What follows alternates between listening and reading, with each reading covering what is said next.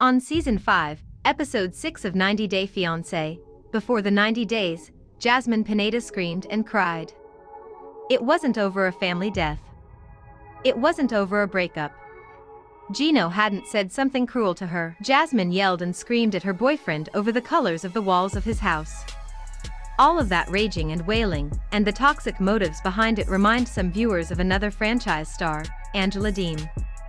Jasmine Pineda may think that her behavior is a joke. But viewers are recoiling in horror as they witness verbal and emotional abuse.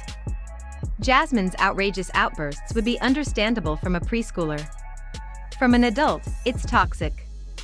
Jasmine and Gino could not be less alike in general disposition, viewers notice in scene after scene. On Episode 6, Gino very softly defended his house's decor when Jasmine lashed out at it. She felt that his ex had chosen everything, but his defense that they'd picked things out together only set her off.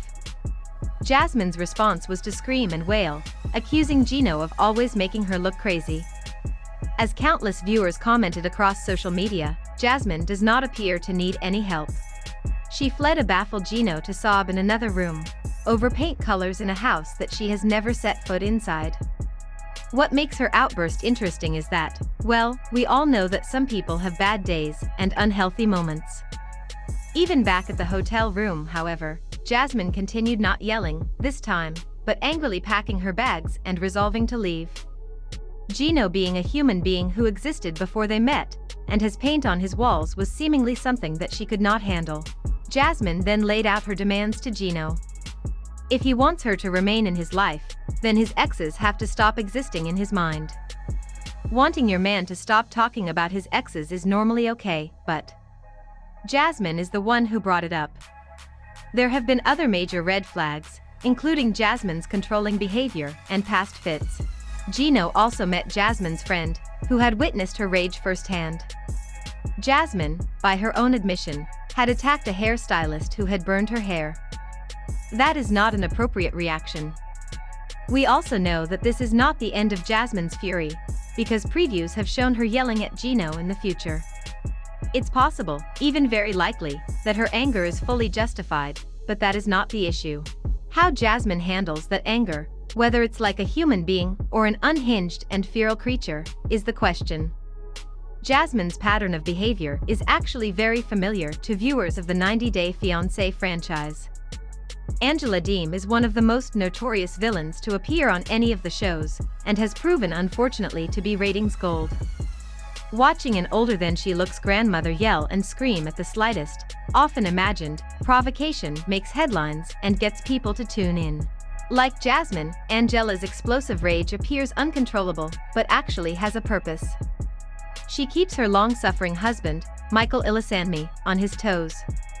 The constant verbal and emotional abuse has him walking on eggshells, afraid to displease her. That's the whole point. Obviously, part of Angela's motive at this point is to continue to be rewarded by sharp entertainment, TLC, and Discovery Plus. Her disgusting behavior does well for the show, so they want to see more of it. But we have all seen and heard about enough of Angela's toxic antics off camera to know that some, or even most, of what we see is genuine. Angela wants to terrify Michael until he is afraid to speak up for himself as a human being and will remain obedient. This classic abuse tactic is painful to watch play out on screen.